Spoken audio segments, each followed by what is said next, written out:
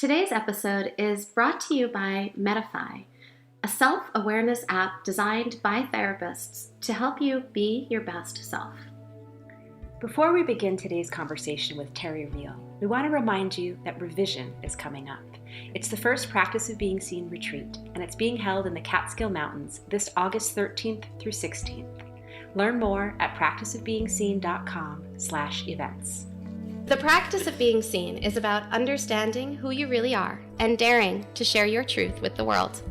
This is a conversation with and for seekers, creators, and holders of transformation. We believe that stories shape relationships, and relationships shape stories. This is Rebecca Wong, relationship therapist and founder of Connectfulness. And this is Marisa Gowdy, writer and storytelling coach for healers. And this is the Practice of Being Seen. The information in this podcast is not a substitute for help from a licensed mental health professional. Today's guest is Terry Real. Terry is a nationally recognized family therapist, author, and teacher. He's particularly known for his groundbreaking work on men and male psychology, as well as his work on gender and couples. He's been in private practice for over 25 years. Terry has appeared often as a relationship expert for Good Morning America and ABC News, and he's been featured in numerous academic articles as well as media venues like Oprah, The Today Show, CNN, New York Times, Wall Street Journal, and Psychology Today. In 1997, he published the national bestseller, I Don't Want to Talk About It, the first book ever written on the topic of male depression. This was followed by How Can I Get Through to You, an exploration of the role of patriarchy in relationships. And most recently, he's published The New Rules of Marriage, What You Need to Know to Make Love Work, a practical guide for couples and couples therapists. Terry has founded the Relational Life Institute in Arlington, Massachusetts, and he's dedicated to working with the general population to help women reclaim their voices and men open their hearts. The Institute offers a training program for therapists as well as workshops and trainings throughout the U.S. and Canada. Terry, thank you so much for being with us today. Oh, it's a pleasure. Thank you for having me. Welcome, Terry. We're really excited for this conversation today and to dive in with you, around how to live a relational life. I think this is just such a rich topic, and certainly one that I know you bring a lot to. Well, there's a lot of ways to say this. One way of saying it is that we're born to be connected. We're born to be in a state of authentic connection. The buzzword these days is attachment, secure attachment. Little infants are connection seeking, and children are great compassionate readers of emotion, and we all turn toward connection. We know that being relationally richly connected it helps our immune system. It helps our health. It probably puts years in our lives. And, of course, it helps our relationship to ourselves. First of all, self-esteem, good boundaries, feeling a sense of well-being inside your skin, a sense of basic trust and optimism. And it also means being related and connected to others through empathy, accountability, and vulnerability. So the revolution, as I see it, is the idea that relationality in adulthood and kids, but let's say in adulthood, can be taught, can be learned, can be cultivated.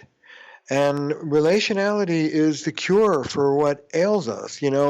People like me get on these shows and somebody says, well, you're not saying it's a panacea, are you? And they say, no. You know what? It is a panacea. Being in a state of authentic intimacy is what we are born for. It's what we're designed for. It's what makes us happy. It's what makes us well-run machines. And it's part of our design. There's that study that came out of Harvard University, right? That 75-year study where they've been studying men for Yes. multiple generations, the same men. And what they have found is that the most important thing in their quality of life is the relationships that they have. Yeah. Well, That's good. I'd like the reference for that. I know what he's talking about. I always rely on the kindness of others. Now, the other thing is, okay, that's one way of saying it. Here's a different way of saying it. As a couples therapist, as you know, let me just out myself. My sort of spécialité de maison is couples on the brink, couples on the brink of divorce, couples that nobody else has been able to help, that have been through a number of tries with different therapists and are about to pull the plug. And I'm the last ditch. I do a 2-day intervention. Couples come in from around the country, and we meet for 2 solid days, at the end of which we decide you're either on track or divorcing. It's one or the other. We're done.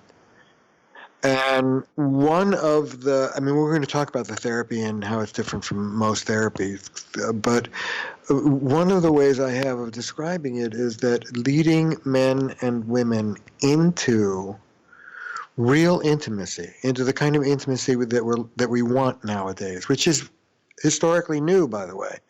Marriage wasn't built for passionate, long walks on the beach holding hands and heart-to-hearts and sex into your 70s. Really? Well, yeah. I'm really sorry to tell you. That's not what marriage is about. It was about companionship and stability. Right. If you wanted that level of passion, go have an affair if you're a man. But that's exactly what we want. And what I say is that leading men and women into this level of true intimacy is synonymous with leading them out of patriarchy. Oh, I have to share with you, Terry, as I was reading the first chapter of the New Rules of Marriage, as I'm reading you describe these things, it's like I'm sitting back in my women's studies classes at Boston College 15 years ago, and it was as if I'm saying, wait a minute, he's reminding me this was all real, what I believed in so much and wanted to step into and understand, and I think in some ways have seen kind of fallen away because the real world doesn't always work like that. You articulated so many of those visions and dreams that I had then as a young woman first embracing feminism. And it felt like such a gift to say, A, we get to talk to this man. B, he's published an important book about this topic. I think that we all need to remember this together, and we get the permission to do so. Yeah. Well, I think so. Feminism sort of took its hit. I used to joke that I was a feminist family therapist, and so I was obsolete 2 ways. But, for a while, nobody was asking me to give talks on patriarchy, and talks even on men were not incredibly well attended. After the election of our president and the implications thereof, and not just in the States, but all over the world, the resurgence of traditional masculinity with all of its unsavory, frightening characteristics, suddenly people are very interested again in the issue of patriarchy and difficult men and how to work with them for good reason. Let me put it this way. There's a great poem by Lawrence, D.H. Lawrence, called The Healing. And it starts off, I am not a mechanism, a conglomeration of parts, and it's not because my parts don't work that I am ill. I am ill because of deep wounds to the soul. And then he talks about repentance. He talks about shifting away, the long, slow, difficult practice of repentance, which is about shifting away from the mistake, he writes, that mankind at large has chosen to sanctify, the mistake that mankind has chosen to sanctify. And that mistake is patriarchy. That mistake is the paradigm of dominion, of power over, as Rianne Eisler puts it, instead of power with. God gave Adam dominion over the earth. And some people say that's a mistranslation, and some people say that's a really bad idea. I love that you're going here. I love this. Just thank you. Thank you. Yeah. Thank you. And I'm going back to those deep wounds of the soul because, as I'm in your relational life training right now. And I'm so happy about that. Oh my gosh, me too. It's one of the first trainings that I've ever sat through and taken where I'm just going, I feel like I've known this, but I haven't known that I've known this. I love hearing that, by the way. I love hearing from students. Oh, you're telling me what I've been doing. Well, you're telling me to do what I've been doing. And you're teaching me how to do it better. You're giving me more skills, but in the same tune, it resonates. It's like it's in my bones. There's something about this work that makes so much intuitive sense. Well, that's great. So I think that the extraordinary news here is that I talk to people I talk to therapists and other coaches about teaching our clients not just relational skills, but how to think relationally, how to Yes. move beyond patriarchal thinking. It's not about, you're not above the system working on it or divorced from it. You are thinking relationally is synonymous with thinking ecologically. Your relationship is your biosphere. You are not above it. You are in the sucker, and you are a subcomponent part, and you better take care of it. So if you choose to emotionally pollute over there and have a little temper tantrum, you're going to pay for it breathing that pollution in over here by your wife's coldness and resentment. Everything gets blown back. It's instant karma. You are an integral part of the system in which you live. And so I don't even believe in altruism. I believe in taking care of the relationship that takes care of you. I believe in what I call and teach, particularly men, but both men and women, enlightened self-interest. Happy wife, happy life. It is in your interest to have a partner who is relatively happy and happy with you. What a revolutionary thought. Right? Yeah, I mean, it like I said, intuitively, the stuff makes sense. But I think very practically speaking, this is the stuff that is often hard to bring into the work. And one thing that I find as a relationship therapist, much less senior than yourself, is that a lot of other therapists in my network don't necessarily see that they're also part of the system. When we step into the room with a client, how we bring ourselves into the room, we enter into their system. And that's another thing that I think your work really addresses. Well, thank you. I mean, we have, what happened is that after my books came out, I started getting calls from around the country. Do you have somebody in Topeka or LA or wherever, or New York, that does what you do? And back then I did. Now, after the Institute, I do. There are trained RLT therapists in most major cities. I'm very pleased about that, and more coming. But back then, no. And so I had people come to Boston, and I evolved this 2-day intervention. And it worked really quite well. It worked remarkably well. And what I noticed is that in these 2 days, I was breaking virtually every therapy rule that I'd learned in school. And one of them is this idea of therapeutic neutrality. Right. Can you talk more about that? Because I love this. This is, well, yeah. In traditional therapy, the therapist hides behind a mask of professionalism and neutrality. It's almost a joke in psychoanalytic work, you know, that they won't say a thing about themselves. And that comes straight out of Freud. That's transference-based therapy.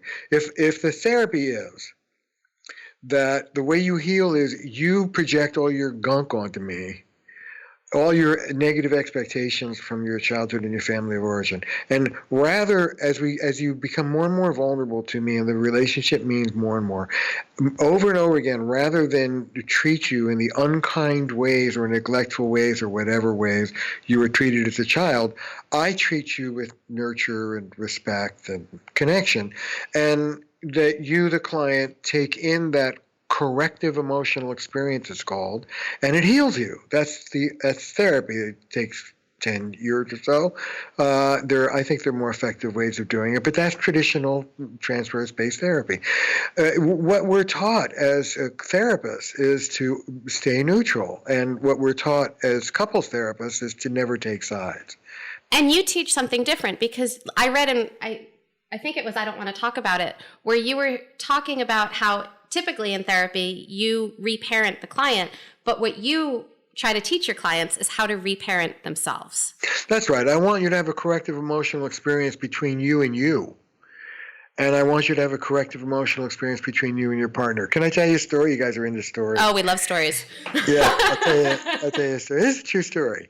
Exemplary story. So I'm dealing with a couple. The guy is a sex addict. He's in recovery. He did terrible things, and like most sex addicts, if not all sex addicts in my book, he's a love avoidant. And he had terrible intrusion and suffocation and domination by his mother in a relationship we call enmeshed. It was boundaryless. It was an enmeshed relationship. And so his mother tried to control him. His mother tried to own him. And what he did was what many people in general do, boys in particular, is he hid. He gave unto mother what was mother's, and he had a secret life of spontaneity and breaking the rules and being his own man. But he had to keep that out. And so what evolved was the split. You in intimacy in your family, you love out of obligation, you do your duty. And then your pleasure, your spontaneity, ecstatic bliss, sexuality, that's all in the back alley. Mm-hmm. You get this? Mm-hmm. It's a love-lust split. So he has this split, and he's been a liar his entire life. He lies. So we're in therapy together, about 2 months in.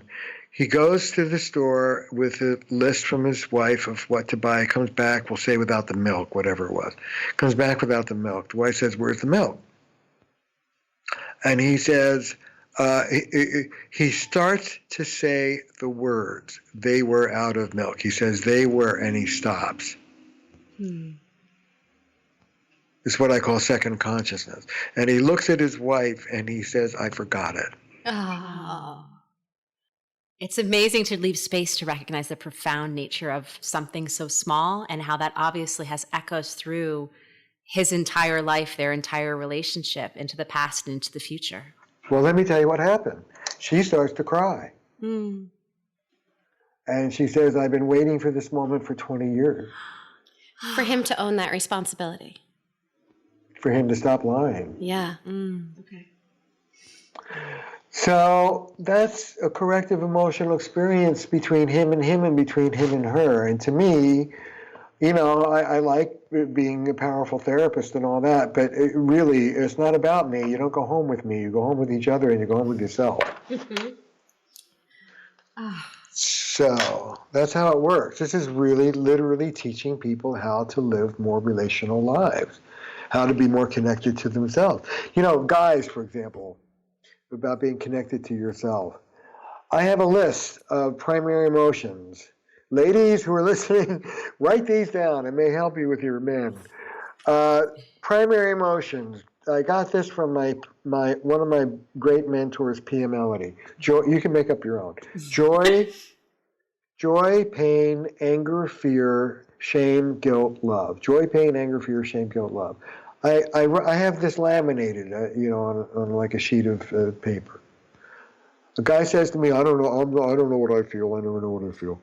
Okay, good. Here's the paper. Joy, pain, anger, fear, shame, guilt, love. What are you feeling as you sit on that couch right now? The guy looks at the list and goes, well, I guess I'm feeling some fear. Where's that in your body? It's in my chest. What's it feel like? Kind of butterflies. If those butterflies could speak, what would they be saying? Well, I think they'd say, I want to do this right. Okay, what else are you feeling? I don't know. Well, if you're nervous about doing right, is there a part of you that thinks you might do it wrong, or you are going to do it wrong? So yeah. Okay, that's called shame. Okay, I feel that. And we're off. Yeah, it's so much about teaching them how to get into those places, how to open up and see how they are feeling and what they do feel. Because I find, at least in my work, so many people are disconnected even just from knowing how to feel. Exactly. Well, one of the great things I say to people, though, is your feelings haven't left you, you've left them. Yes. And your feelings have been perking along all this time. You've just been tuned out to them. But trust me, they've been coming out sideways. They're not there. It's just that you haven't been there. It's about tuning the satellite dish in and picking up the signal from inside instead of paying attention outside. I have these kind of men who are out of touch. Some women, but mostly men, are out of touch with their emotions, keep journals and dream logs and have feelings checks, and it's a practice. Yeah. There's this app that they're actually sponsoring our podcast right now. They're called Medify. And it's a free app, and it lets people track their feelings also. You could start with kind of talking about one of the primary emotions, or you could start with talking about where in your body you're experiencing it, and you get to rate it on different levels and make notes. So that's also really nice way that I have some clients track their feelings. That's great. It's a technology. Check that out. Yeah, it's really awesome. I'm gonna check that out. Wow. Yeah, it's pretty cool. I love using technology. I like to teach guys, in particular, these sort of, because I deal with sort of high-powered, type AAA guys a lot.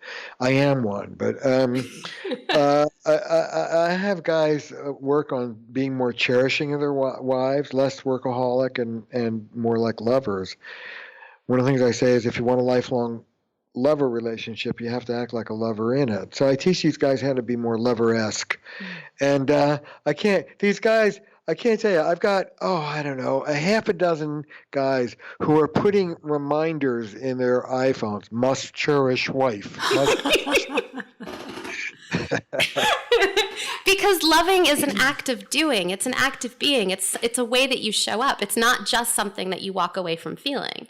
Yeah, that's right. I say, look, you can cherish your wife and your kids and give them nothing, but the cherishing is not just a feeling, it's also I said, that's like, I have a big tree in my office, a house plant, a potted tree, and I say, that big tree over there, that's like, I love that tree. I wish that tree well. I never water it, but definitely water it. Is it plastic? Of course, no. Yeah. So, Terry, if it's okay, there's a few things that you have said and a few things that I've read in your work that I just kind of wanted to kind of bring us back to. And one of those things, you just said, I am one. Like, you were talking about these men you work with, and you said, I am one. And another thing that, like, I've picked up on a lot in your work is how you talk about these old wounds and the generations that it takes to heal.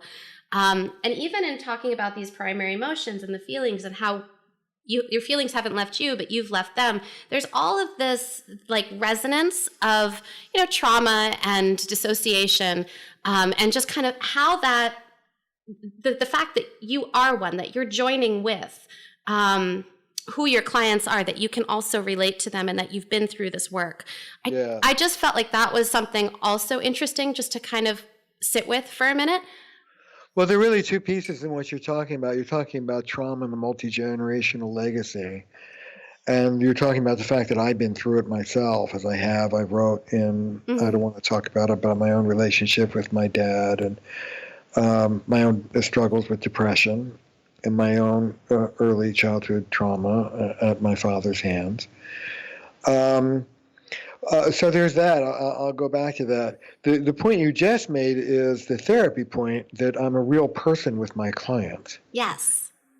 The great analyst Harry Stack Sullivan said it's the mark of a senior clinician that they're the same person crossing their office as they are crossing their bedroom. You're you. And one of the things I say is I can't teach people how to be relational without being relational with them. Mm-hmm. So my message to therapists is, come out from behind that neutral mask, be a person. We, as you know from our training in relational life therapy, the therapy I've created, we judiciously self-disclose, we make a point of it. So I'll talk about the fight I had with Belinda. I'll talk about the struggle that I have with my ADHD kid. I'll talk about my struggles with depression. You have to do it as a therapist in a way that doesn't burden the client, mm-hmm. and in a way that doesn't invite the client to take care of you. Because if you don't, you're inviting another power dynamic into the room, right? Yeah, it's just like you're not. It's a form of enmeshment. You're not there. You're there for them. They're not there for you. That's not the point. You're not paying each other. You're being paid. Mm-hmm. But within those parameters, therapists lose an incredible, powerful tool. I can't tell you in exit interviews over and over again when I ask people what was the most important thing, they say, I trusted you because I knew you'd been through it. Mm. And I can't, and you look at, I look at a guy and I say to him, Tom, I was you. I used to hate myself just like you do. And I used to self-medicate just like you do. And I used to run from my depression just like you are. And none of those things are true for me anymore. I'm happy inside my skin. I'm not running from anything. And I know how to stay firm and have my feet planted in the ground. Let me tell you something. This is better than that is. And you know what? If I can do it, you can do it. So let's go. And then you teach them how to do it. And exactly. The how it's a practice. It's an ongoing, I think you've called it a spiritual practice. I do. I talk about relational mindfulness. I talk about second consciousness. Let's go back to the story of the guy with the milk in the store, the liar. I talk about first and second consciousness. Whoosh, I call it, WHOOSH. First consciousness, it's your knee-jerk response. It's very visceral. It comes over you like a wave. It feels very compelling. And it's your reflexive, his knee-jerk response, his adaptation from his intrusive mother was to lie, to protect himself. And then what learning to live relationally is about is developing a second consciousness, prefrontal cortex to be specific. And that part of you, the functional adult part of you, we call it, can stop and think and choose and do something different. It's considered, it's thoughtful, it's free. And the beauty in this is that second consciousness can be actively cultivated. It's amazing, isn't it? Shifting out of what we call the adaptive child part of you into the functional adult part of you is something you can learn to do and learn to do better. Yes. You talked about technical aids. Do you know the group HeartMath? No, I don't. They're a group, they've been around, they called me up once, they said, your work on the functional adult part of you and the adaptive child part of you? I said, yeah. They said, we've got about 30 years worth of research substantiating that. They're different parts of the brain. And these were cardiologists who were working with stress 30 years ago. And what they came up with is measuring not the speed of one's heart rate, but what they call the heart rate coherence, the smoothness of the beat, which can be measured versus the sort of jaggedness in the way that it fires. Well, it turns out if you smooth out your heart rate, you're in your prefrontal cortex. You're in your adult. So it can be measured. It can be better than that. You can use it like neurofeedback. They have a gizmo. I use it in my office. They have a gizmo. You clip it to your ear, or you put your thumb on it, and you turn the light from red to blue to green. Just by kind of playing with, breathing. I'm guessing with your breathing, yeah. Breathing. You breathe into your heart. And it's a way of teaching yourself how to bring yourself to that smoother place. When you're in that smoother place, you're in your functional adult. And you're getting the feedback from the light. Right. Yeah. So keep yourself there.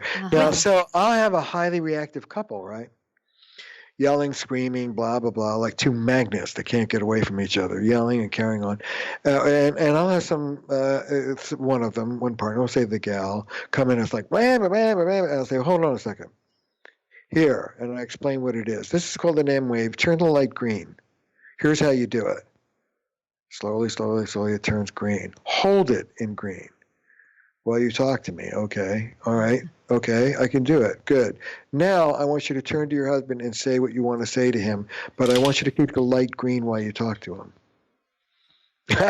And it comes out completely differently because they're in their functional adult. Now, I don't use that every time, but it's an example of shifting out of the triggered, immature, adaptive parts of us into something that is thoughtful and more mature. Yes. And more adult. Yeah, and I think it also resonates with some of Gottman's work, where they teach their clinicians to use pulse oximeter meters throughout sessions on the clients, I think for very much the same reason. Yeah, very similar. Yeah. Now, relational life therapy, this process, has 3 parts to it, 3 phases.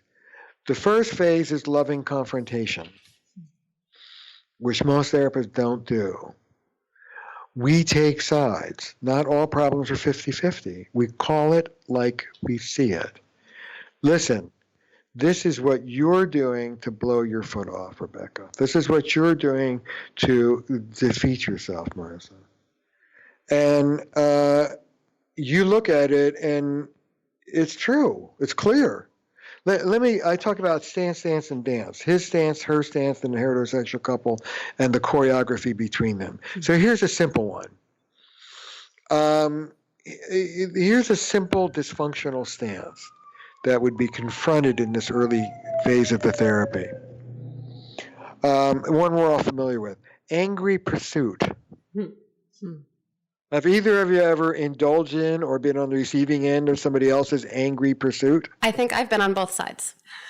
Yeah, most of it. Because you're a human being. I am. Yeah. Congratulations. Ditto. I wear that badge proudly. All right.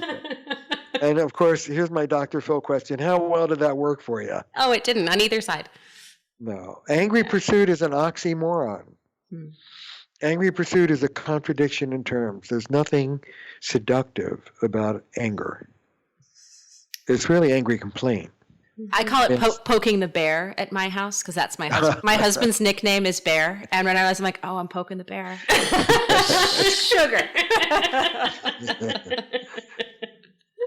So the spiritual practice of intimacy is about coming out of that first consciousness into second consciousness, out of that knee-jerk triggered immature response, we call it the adaptive child part of you, into the functional part of you. There really are 2 different parts of the brain, the limbic system and the prefrontal cortex. And then once you're there, you need skills. But let me go back. So the first order of business is a very precise diagnosis of what you're doing, of your vicious circle as a pair, what you're doing that gets in the way. The more she angrily pursues, the more he stonily withdraws, and the more he stonily withdraws, the more she angrily pursues. We ask all RLT therapists to be able to feed back to their couples the more by the end of the first session. Oh, you two have been caught by a horrible pursuer-distancer pattern. The more you pursue, the more he distances, the more he distances, the more you pursue. Poor thing. The blame is on the pattern, not the people, ever. The blame is on the pattern. You've been caught by this horrible pattern. Will you let me get you out of it? Who says no? Everybody says yeah. So that's the first phase. The second phase is tricky. The second phase is family of origin, your childhood. Where did you learn this? How did these adaptations, what were you adapting to? Who did you see do it? Or who did it to you? Or who did you do it to and nobody stopped you? These are all ways in which the adaptive child part of us gets born. And we adapt to whatever's going on in our crazy families in our childhood. And we keep that adaptation. We think it's our personality, but it's not. It's an immature version of a personality.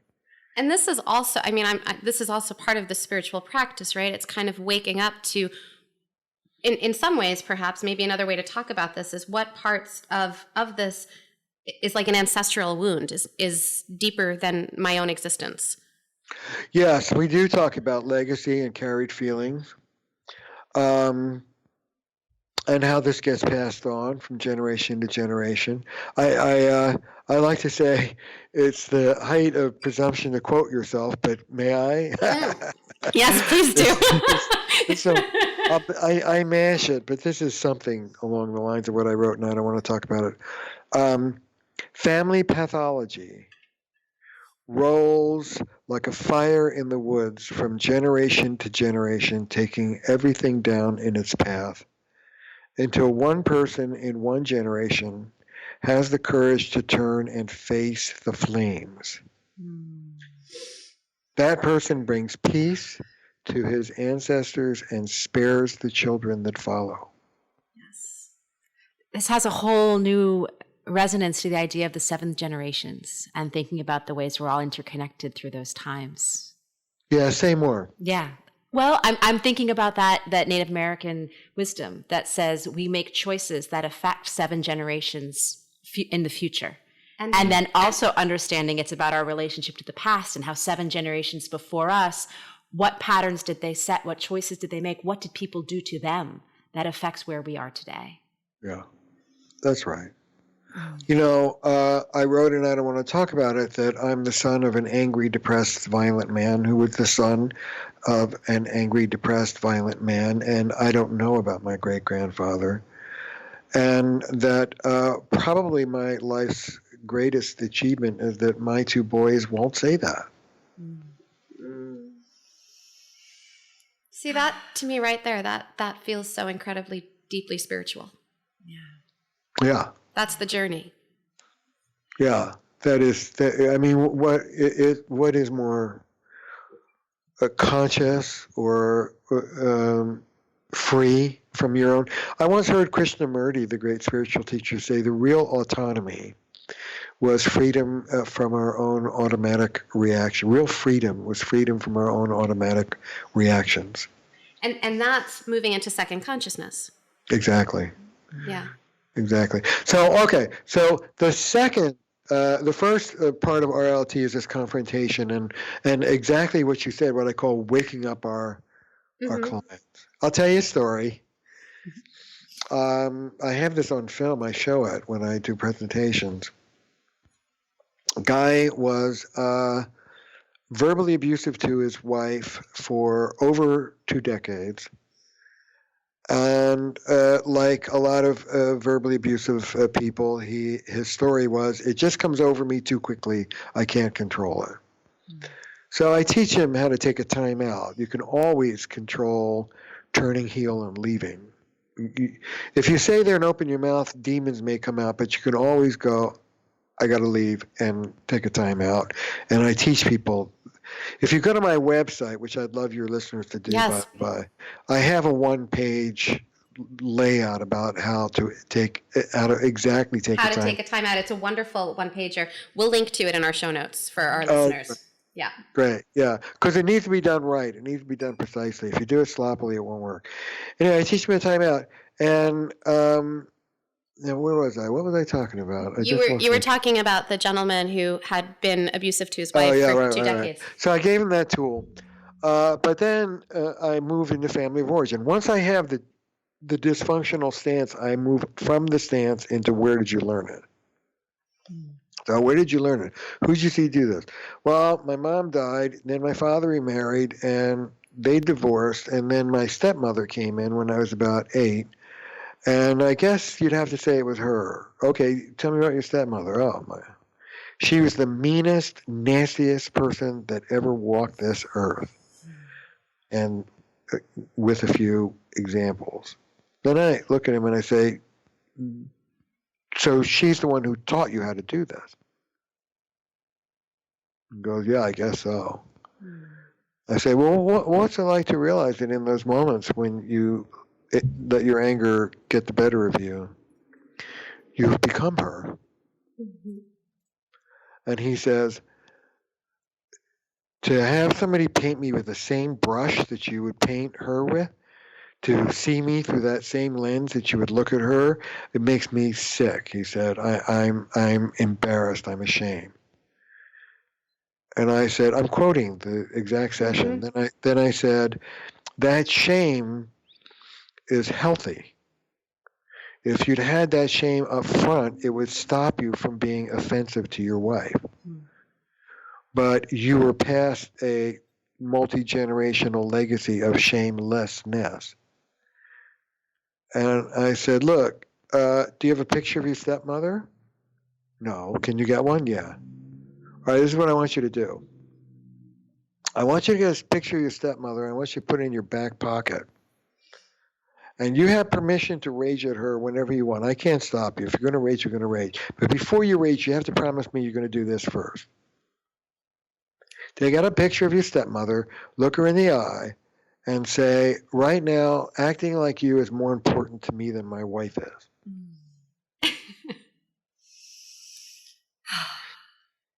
And he said, that would stop me in my tracks. It's not true. And I said, well, let's see. And I want to tell you, that was a one-shot consultation that was 2.5 years ago, and he has not been abusive since that conversation. I've gotten to see that video a few times, and it always, just like it did just now, it just, the feels that come with that story, with watching this interaction and that moment where he realizes that he can rage at his wife, but he needs to talk to that picture and tell his stepmother how important it is to be just like her. That is just, it's such a powerful moment. It's such a powerful realization. And I have to tell you that when Rebecca came back from seeing you speak for the first time, she said, you need to know about this man, Terry Real, and let me tell you the story that he told. And it was that was the most powerful impression. That was the story that I shared. That was the one. Yeah. After the networker. Yeah. And by the by, that's what I call waking up our clients. Mm-hmm. That's that first phase. I call it waking them up. In this case, waking up that man's conscience. The second phase is family of origin, inner child work, trauma work. Because you can't just teach skills cognitively. The problem, I don't want to get too complicated, but the problem is that adaptive child part of us doesn't want to be intimate. It doesn't want to use skills. It wants to be right or control or do one of what I call the 5 losing strategies. Being right, controlling your partner, unbridled self-expression, retaliation, or withdrawal. That's where your adaptive child's going to go. Adaptive children are not about intimacy. They're about self-preservation. They don't like vulnerability. So the problem is that when that, I have another, for both therapists and non-therapists alike, I'd love for you all to take my online course on basic relationship skills. It's really great. It's about a day long. You can watch it all in one go, or you can break it up. Get some popcorn. There are exercises and stuff to do. And this is different from your RLT training. This is a different course. This is for the general public. Yeah. This is basic relationship skills, how to have good self-esteem, good boundaries, how to ask for what you want, how to stand up for yourself in a loving way, how to respond with flexibility and generosity instead of defensiveness, and how to cherish each other. It's not bad. Oh, no, that doesn't sound bad at all. Yeah. Anyway, I have slides as I go through this thing, and one of my favorite slides is, other workshops teach you skills. We deal with the part of you that won't use them. Acknowledging that, just like holding that, that's such a key part of the work. Yeah. So that's now first and second consciousness. Right. But you're not going to be able to just use these skills until you do some trauma work, or you're going to get overwhelmed and flooded. And that's happening in phase 2. The trauma work is happening in phase 2. That's in phase 2. And then phase 3 is the education. This is how you do it. This is how you stand up for yourself with love instead of, aggression. So those are the 3 phases of the work, and I think it takes all 3 to produce. From the training, that what we're about is total transformation of the person. Right. Complete character overhauls. And it takes all 3 of those, I believe, to do that. You have to do deep. A lot of my brethren in therapy right now think you do the trauma work, you got it knocked. But they leave out the confrontation and they leave out the teaching. Forget it. Then there's other, like Gottman is heavy on the skill building. Yeah. But doesn't do the trauma work. So I think it's all 3 that makes for this transformation. Yeah, we like triangles and threes. I want to ask a question, and this is the writer in me that asks this. And as I'm trying to, distilling everything we've said over these last 40 minutes or so, and thinking about, the adaptive child and not liking rules and having some resistance against that, and then thinking about just the depth of compassion and vastness that you look at all this through. And I happen to have your website called up right now, and I see that, the tagline underneath your name is New Rules for Couples. And I just would love to kind of talk about you must hold rules in a really beautiful, unique way. Certainly it's the name of your newest book, but I'd love to talk about how rules plays into this and where there might be some resistance around that you've seen in people. And I'm sure you've thought your way through and around that to help us hold that in a different way. Yeah. Well, they're not rules that are imposed on you. They're more like the physical laws of nature. It's like yell at your partner on Tuesday and don't expect sex on Wednesday. It ain't going to happen. Well, we're thinking ecologically, right? That sounds like that's all related. Yeah. Okay. That's exactly right. It's the rules of a relationship and how to work it. And the new rules are about the old rules, and the old rules were about traditional gender roles and patriarchy. And so the new rules are breaking out of that. That's right. The old rules are about win-lose, zero-sum, dominance and submission, which is fine in the bedroom, but nowhere else. And this is about moving beyond those rules and adopting a new set. I could have said skills, but a new set of practices. And it's not as if the new rules are there are no rules, but because we still need those boundaries and structures to hold us. I like to say that when I'm in that confrontational phase, when I would say to you back in the day, I have really bad news for you, angry pursuant Rebecca or Mirth. Here's the news. Angry pursuit is not seductive. It's just not a turn on. Yeah. And so that's what I mean by moving beyond the scripts that you were handed as a child, which are partly what you saw and partly your rebellion against what you saw. So it's an amalgam of both of those, and how you adapted to what you saw. And so it's about moving into that Krishnamurti space of liberation, freedom, choice, perspective. I'm just like letting that settle, because this is just I think this is a great place for us to kind of land, that these new rules are about liberation. Yeah. While still staying in the bounds of a union. Yeah. Right? Yeah. Right. That's the thing. Let me end with this. I talk about the difference between personal empowerment and relational empowerment. And personal empowerment is about the growth of the individual, fine, as far as it goes. But there's a deeper place to go, which is growth in connection. You're growing and the relationship is growing with you. Sometimes it's kind of ugly. Sometimes that growth takes some accommodating. But it's about bringing your strength into the relationship and celebrating both. Yes. It's not either or, it's both and. Yeah. Yeah. Terry, I want to thank you. So much of this conversation is speaking so much to the core of where I am personally right now. And I think I can probably speak for many, many, many of our listeners who would feel the same way.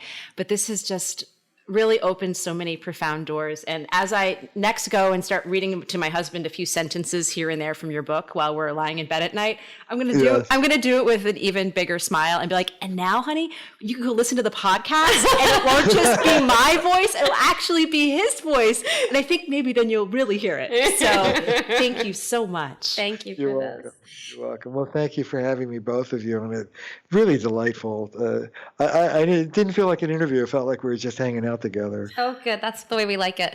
Terry, how can our listeners get a hold of you and learn more? I know we talked about your website where they can, just the general public and everybody can take a course, and we also have some therapists in our audience. I know I'm currently in your online RLT level 1 course, and I'll be seeing you in Toronto this September.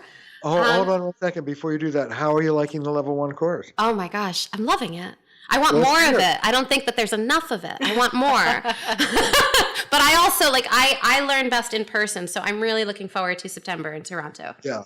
That's great. That's great. So it's still not too late to sign up for you therapists for the level 1 training. There are all sorts of other goodies on my website for you, for the general public. There's the Staying in Love workshop. There's a relationship inventory you can take. That's a lot of fun. It's just chock full of stuff. It's we just transformed the website, actually. And the website is, let's just say it out loud, and we'll put the link as well. Just go to my name, terryreal.com. Great. Or just Google Terry Real and you'll find it. Yeah. Awesome. Oh, it's been such a pleasure to have you on. Thank you so much for joining us. Oh, it was great. Thank you for having me. Take care. Thank you, Terry. You too. Today's episode was brought to you by Medify. Medify is a self-awareness app created by therapists. It's available for free on Android and Apple devices. What I love about it is that it helps you tune into some of those primary emotions, some of those primary feelings that we talked about with Terry today on the show. Things like joy, pain, anger, fear, shame, guilt, and love. You start to notice that you're feeling those things. You start to journal about where you're feeling them in your body, and it really helps you reestablish and strengthen the emotional connection that you have between both your mind and your body through the noticing. You talk so much about the noticing, and we know that's so important. And, it's important to remember, too, that when Terry heard about Medify, he said, cool, I'll have to check it out. So be like Terry and go search for it on your favorite app store. And before we close out today, we want to remind you, if you're a therapist, we'd love to have you with us for Revision. Explore your stories, shape your future. This retreat is coming up August 13th through 16th at Menla Mountain Retreat in the Catskill Mountains. We see this as a time to pause, to practice some radical self-care, to look at what you've been working on, and to start really looking into what you want to start manifesting moving forward. For more, visit us at practiceofbeingseen.com/events. And for more great content, check out practiceofbeingseen.com and spread the word by subscribing, rating, and reviewing the podcast. Music written and performed by Christopher Ferris and produced at Kidney Stone Studio.